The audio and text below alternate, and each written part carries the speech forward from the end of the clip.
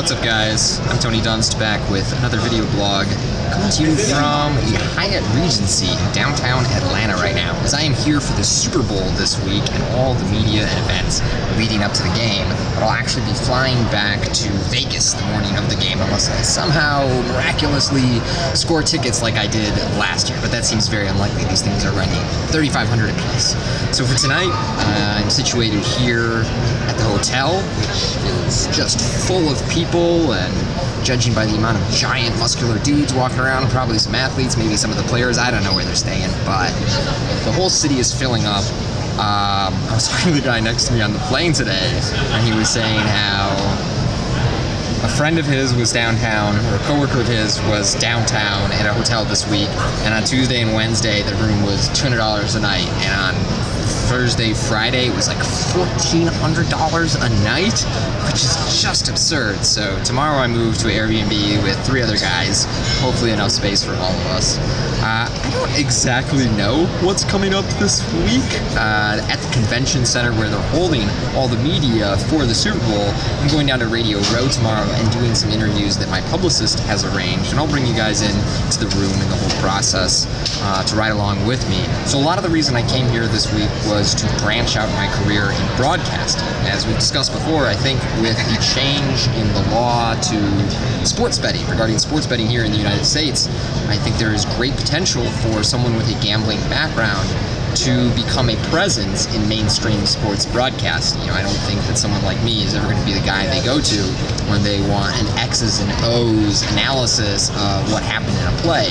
But they might need somebody like me to discuss why the line has been moving for the game, or what the best prop bets are for the Super Bowl, or why they think the daily fantasy sports team is well constructed or poorly constructed, or who the best players, or whatever. I think that in the coming years, gambling is going to become so commonplace that it is kind of an afterthought. It will seem ridiculous that we didn't have it so well incorporated before. So it should be a really fun, interesting, diverse week, and a lot more to come. Talk soon.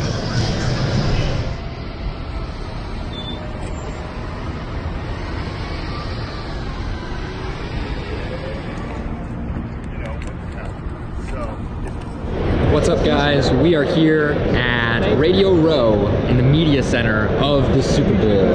I spent all day yesterday giving interviews here for about 6 hours straight. It was crazy. Definitely the most interviews I've ever done in one day. Why don't I give you a little tour of all the things going on here in the media center, the people that populate it, places to go, the things you can do. Let's check it out. So a lot of the major networks do their filming right back here for pieces that they will cut into a bunch of programs during the course of the week. Right behind me, Shannon Sharp getting interviewed. You might watch him on Fox Sports Night with Skip Bayless. He's an incredible tight end in his day. Now, I can tell you, being in here yesterday, doing a lot of the interviews, that there's a lot of energy and curiosity around the subject of gambling, sports betting, poker. A lot of these NFL players are intrigued by poker, and certainly many members of the media, broadcasting, people I spoke to on radio shows are aware of the fact that sports betting and gambling is going to be very integrated in the future of the NFL and every major sports league here in the United States. When it comes to betting the game, I did a lot of homework on the prop bets that are being offered by a variety of venues, and there are so many different props that you can get action on during this game or leading up to this game. So you can bet on the duration of the national anthem. You can bet on how many tweets Trump will send out during the game. I saw one book offering a line of 6, another offering a line of 5. So if you think you have a good read on Trump and his tweeting habits, particularly during major sporting events where maybe the attention is drawn away from him and he can't stand it, then you could get in on that action. Another really cool part about being here in Atlanta for the Super Bowl is what goes on after hours. All the events, functions, and parties happening around the city. A lot of them you hear about here, or people invite you to online. I didn't expect to go out last night, but I got into town, posted on my Instagram that I was here in Atlanta, or heading to Atlanta. And a friend of a friend named Theo reached out from Tito's Vodka and said, hey, look, we're having a party at Stankonia Studios, which is where Big Boy and Outkast. Recorded a lot of their music, a lot of the Atlanta hip-hop scene does their thing. He said, why don't you guys come by? Okay, cool.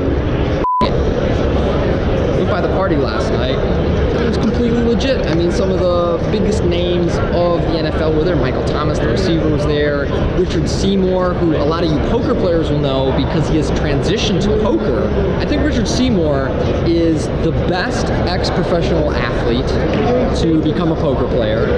And I don't even think that's a distinction we need to make for him. I just think he's a good poker player now. I played a lot with him in the World Poker Tour events, at the World Series. We were deep in a World Series event together on day 2 last year. And just watching his game, it was clear that he takes it very serious. He's a serious guy. And you don't really reach that level of excellence in anything, let alone multiple things, without being willing to commit yourself. So he was there last night. Big Boy came through rocking his owl. Apparently he has owls. I didn't know this. But he came through the party with his owl. And at that point it was like midnight, 12:30. I was a few drinks in. My crew was about to head out. And they were like, you coming? And it was like that inflection point of the evening, you know, where it's like, okay, am I gonna stay here, keep drinking, none of my crew until 4 a.m. on an empty stomach? Or am I gonna go home and study poker? So I opted for the latter option last night. It was just Wednesday night. We had a whole week of parties and functions and whatnot in front of us. But yeah, we'll keep the energy going this week. Have a few more late nights, and then I fly out early Sunday morning. All right, talk to you guys a little later.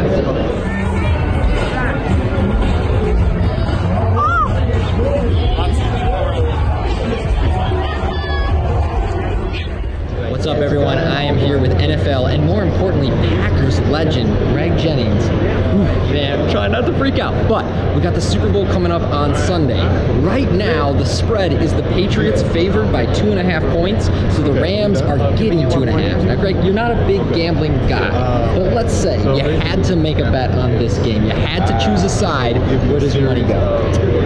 It definitely goes on the Patriots. Patriots? Why? Yeah. You know, for years, competing against Tom Brady and wanting to dethrone what he's done with the New England Patriots, they just understand how to win. And more importantly, I feel like when we're sleeping and when we're trying to rest and recover, he's still awake and trying to figure out a way to beat us, which is why that's why they win. But no, it's hard to go against those guys, man. They lost last year, honestly, and I feel like after coming off that loss, coming into this year, getting here, the way they got here, it's going to be hard for them to go away with another L in the Super Bowl. All right, well, thank you, man. I appreciate your time. You heard it here. Greg Jennings taking the Patriots. I got to take the Rams, though, man, so I'm going against you.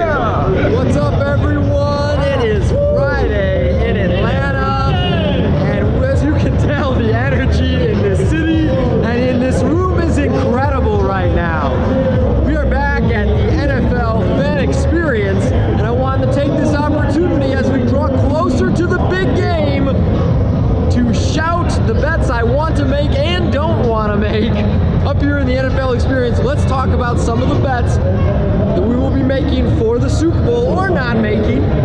So the first thing I want to talk about is not a specific bet, more of a betting concept, and you will hear me repeat this a lot whenever we discuss sports betting, and that is the importance of price sensitivity.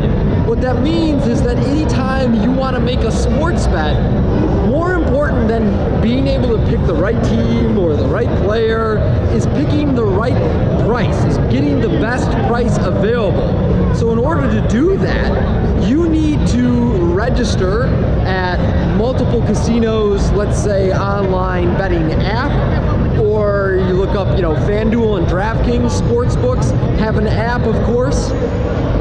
Or if you're in a place like Las Vegas or New Jersey or one of the, I want to say 8 states that now offer legalized sports betting, it's really important that once you've selected what you want to bet on, you look around to see what the price is on on that bet and make sure that you get the best price available. Seriously, guys, if we do this for the next 10 years, that is the single best and most important piece of advice I can give you on gambling and specifically sports betting. So, let me give you an example from a bet I will be making on the Super Bowl. Now, first of all, I want to say that any bet that you make on the Super Bowl, especially these kind of wacky prop bets, you're probably taking the worst of it. You're probably not going to be making money unless maybe you did an incredible amount of research and happened to pick up on something that nobody else did and nobody else did in time to bet it and affect the price. One tricky part about talking prop bets is that the price actually moves pretty quickly, and these are small markets, by which I mean when you are betting a side or a total in a game for something like the Super Bowl, you could bet tens of thousands of dollars without moving the line. Meanwhile, if you're going to bet one of these props on like a DraftKings or a FanDuel sportsbook app, you're going to bet a few $100s and you're going to be able to move the line. So if you've ever wanted the feeling of knowing I moved the line, I bet so much money that I moved the line, this is a pretty good opportunity. But back to my point about being price selective and what we're going to do this time around. I was looking at Super Bowl MVP odds on DraftKings and on the FanDuel sportsbook apps, and there was this huge disparity between the two on pretty much every bet. FanDuel was offering the better price, and the one that stood out to me and the one that I'm going to have some money on is Julian Edelman to win Super Bowl MVP. He is plus 2,800, that means 28 to 1 on DraftKings, and plus 3,500, so that's 35 to 1 over at FanDuel. Obviously, you want to take the better price and get him at 35 to 1. The reason I like Julian Edelman in this game is twofold. First of all, there have been 19 Super Bowls in the modern era, by which I mean since 2000, when the Rams and the greatest show on turf revolutionized offense in the NFL. Since then, I believe the numbers break down as 13 quarterbacks, and Julian Edelman is a guy that Tom Brady trusts and goes to and looks for in the biggest moments and has showed up on the biggest stage time and time again. Julian Edelman essentially had the best odds for a player that I project to have a lot of usage in this game. Additionally, Edelman returns punts, so there's always the possibility that he catches 7 passes for 90 yards, a touchdown, but also has a major punt return for a touchdown or a major punt return that sets up the Patriots at a crucial moment, and that becomes a really relevant factor in the MVP voting. So I'm going to get some money at Edelman at 35 to 1. We discussed how it's really important that if you're going to make a bet like this, you get it at FanDuel and not at DraftKings. Although, hey, other bets, it could be that DraftKings is offering the better price. And it also could be that if I was able to shop around to every single book available, and I don't have accounts on all of them, they are only on offer in certain jurisdictions. So sometimes you might say, oh man, Five Dimes has got an even better price on Julian Edelman. There he's 40 to 1, but I don't have an account. I can't get one fast enough or within this jurisdiction. So you message a friend, you're like, hey bro, you got that Five Dimes account still? You got some money on there? Put a little bet on Julian Edelman for me. I'll send the money your way. So that's an option as well. So my thinking going forward for the game is that first of all, I can't let the Super Bowl come and go without betting on it. Just who I am. And second, if that line doesn't move to 3, if I can't get that crucial third point, then I'm going to go ahead and bet the Rams on the money line. Now, is that because I have done a shitload of research and have some sick read on McVay versus Belichick? No, that's not what's up, guys. This time it's just about the action for me and wanting to make sure I have some money on this game. And sympathetically, I'm just rooting for the Rams here, which is never good. When you're betting out of emotion, when you're betting from a sentimental place, not the best way to start off with a bet. But that's how most of us bet. That's how we want to get action on the game. And damn it, I'm sick of this evil empire. I'm sick of Brady. I'm sick of Belichick. I'm sick of these guys. And it's time for McVay to take over the NFL. His takeover is almost complete. At this point, they're hiring any guy who once met McVay or saw him at a party and giving him a head coaching job. So McVay, get it done in the Super Bowl, win me some money. We'll keep looking for more. Hopefully we get more money down because it's the last NFL Sunday of the year, and being deprived of gambling is going to make me very sad in future Sundays. But for the time time being, that's what we're going with. I'll see you guys a little later.